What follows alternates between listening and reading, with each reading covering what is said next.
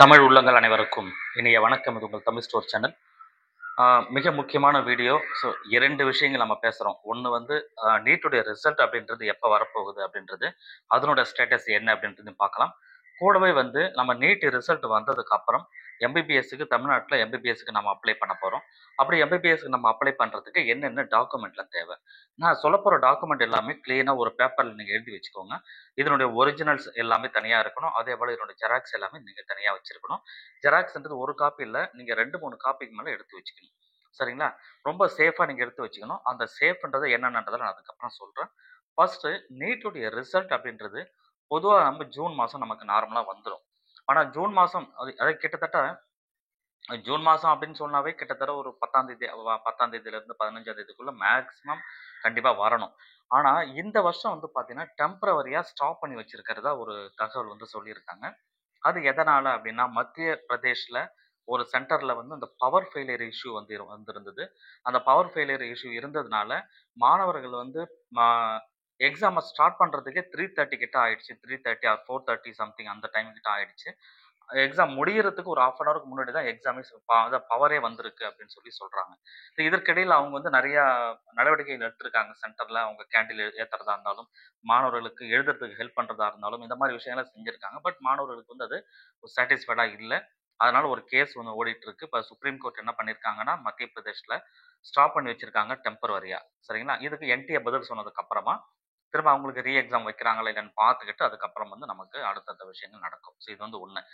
அடுத்தது NEET result வந்ததுக்கு அப்புறம் இமிடியேட்டா நமக்கு கண்டிப்பா வந்து அப்ளிகேஷன் ஓப்பன் ஆயிடும். ஏன்னா நீட் ரிசல்ட் தேதி தள்ளி வந்தது அப்படின்னு சொன்னா இமிடியேட்டா வந்து நமக்கு குடுத்துருவாங்க.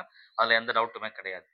பட் எது எப்படி இருந்தாலுமே தமிழ்நாட்டுக்கு நீங்க எம்பிபிஎஸ்க்கு அப்ளை பண்ணணும்னா அப்ளிகேஷன் போடுறதுக்கு என்னென்ன டாக்குமெண்ட்லாம் தேவை அப்படின்றத டீட்டெயிலா நம்ம பார்த்துடலாம். ஃபர்ஸ்ட் வந்து பாத்தீங்கன்னா உங்களுடைய ரிசல்ட் காப்பி இருக்கு இல்லையா, ஸ்கோர் கார்டு. நீட் ரிசல்ட் வந்ததுக்கு அப்புறம் உங்க ஸ்கோர் கார்டு நீங்க எடுத்து வச்சிருப்பீங்க. அந்த ஸ்கோர் கார்டு கம்பல்சரி வேணும். நான் சொல்றது எல்லாமே ஒரிஜினலும் இருக்கணும், ஜெராக்ஸும் இருக்கணும். நீட்டுடைய ஸ்கோர் கார்டு கண்டிப்பா இருக்கணும். நீங்க நீட் எக்ஸாம் எழுதுவதற்கு உண்டான அட்மிட் கார்டு, அந்த அட்மிட் கார்டு கம்பல்சரி எடுத்து வச்சுங்க. இது 2 மிக முக்கியம். அதுக்கப்புறம் 10th mark sheet, 12th mark sheet. சில மாணவர்கள் வந்து +1 மார்க் ஷீட் வச்சிருந்தா, நீங்க +1 மார்க் ஷீட்டையும் ஆட் பண்ணுங்க. சில மாணவர்கள் வச்சிருப்பீங்க. நான் பப்ளிக் எக்ஸாம் எழுதிருப்பீங்க. ஸ்டேட் போர்ட்லலாம் வந்து பார்த்தீங்கன்னா, அப்படி இருந்ததுன்னா அவங்களுமே அந்த +1 மார்க் ஷீட்ட எடுத்து வச்சுக்கங்க. இந்த மார்க் ஷீட் எல்லாமே நீங்க உங்களுடைய 2 பக்கம் இருக்கும்.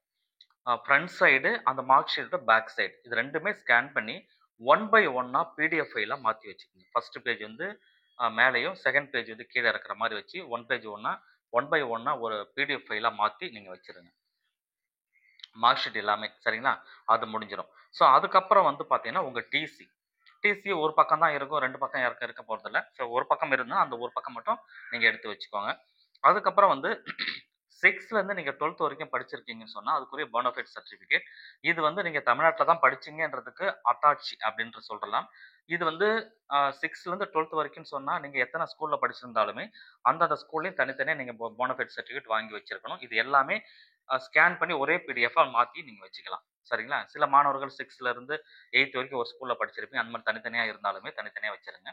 இது வந்து கவர்ன்மெண்ட் ஸ்கூல்ல தான் படிச்சிருக்கணும்னு கட்டாயம் கிடையாது. எந்த ஸ்கூல்ல இருந்தாலுமே இது வந்து நீங்க தமிழ்நாட்டுல படிச்சீங்க அப்படின்றதுக்கு ஒரு அத்தாட்சி மட்டும் தான். சரிங்களா? அந்த போனஃபைட் அப்படின்றது. அதுக்கப்புறம் 7.5% ரிசர்வேஷன் நம்ம சொல்லுவோம் இல்லையா? இந்த 7.5% ரிசர்வேஷன் கோட்டால கிளைம் பண்ற மாணவர்கள், இவங்க எல்லாருமே கம்பல்சரி 6லேருந்து 12th வரைக்கும் நீங்க கவர்ன்மெண்ட் ஸ்கூல்ல தான் படிச்சிருக்கணும்.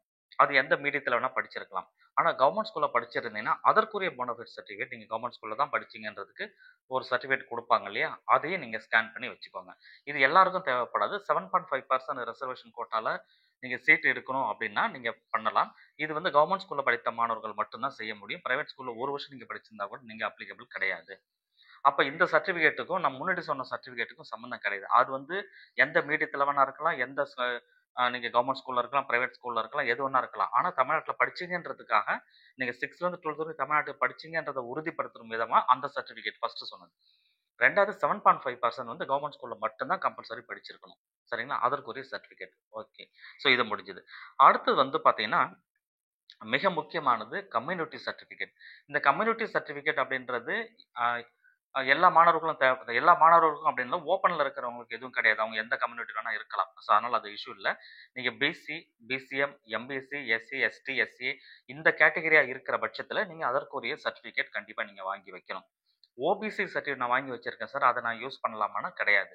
ஓபிசின்றது நீங்க வந்து இப்ப திரும்ப நீங்க எடுத்து வைக்கணும். திரும்ப எடுத்து வச்சிருந்தீங்கன்னா, அது வந்து ஆ ஆல் இண்டியா கோட்டா எம்சிசிக்கு நீங்க அப்ளை பண்ணுவீங்க இல்லையா? அதற்கு மட்டும் தான் ஓபிசி தேவை.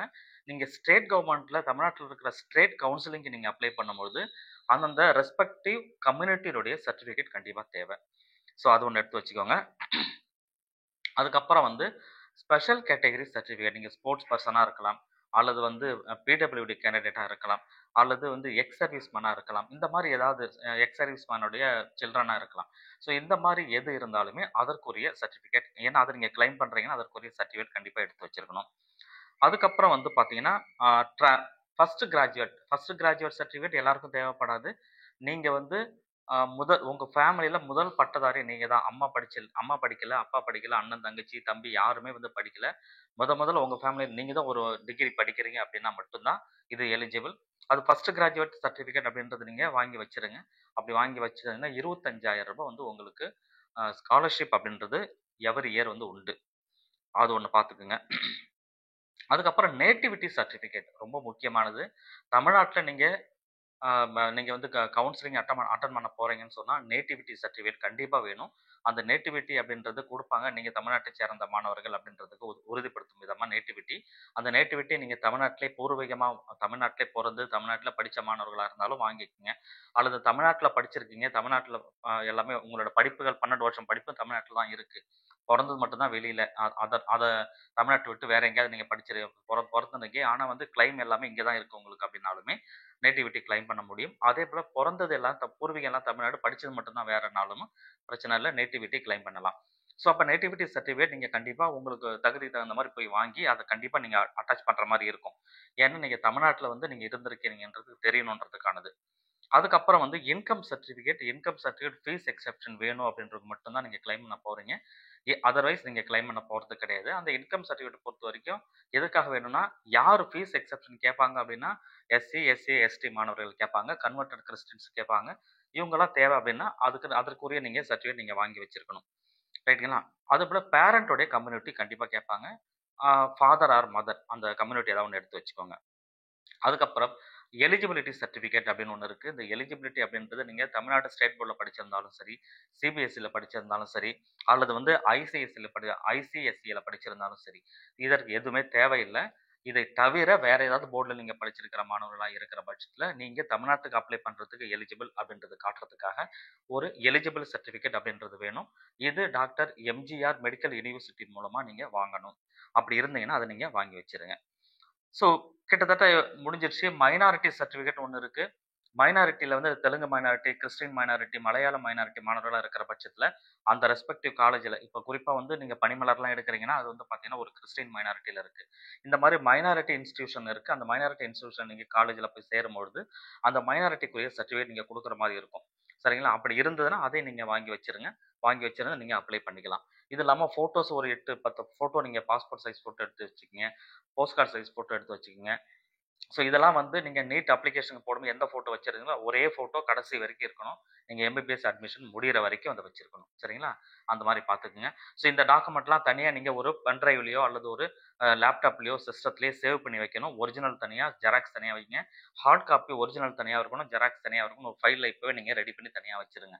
லாஸ்ட் ரஷ்ல வந்து மறந்துருவோம். அதனால முன்கூட்டியே நீங்க தயாரா வச்சிருக்கிறது ரொம்பவே நல்லது. வேற ஏதாவது சந்தேகங்கள் இருந்தாலும் கமெண்ட் செக்ஷன்ல கேளுங்க. அதுக்கப்புறம் டீட்டெயிலா உங்களுக்கு அடுத்த வீடியோல நான் சொல்றேன். Thank you for watching.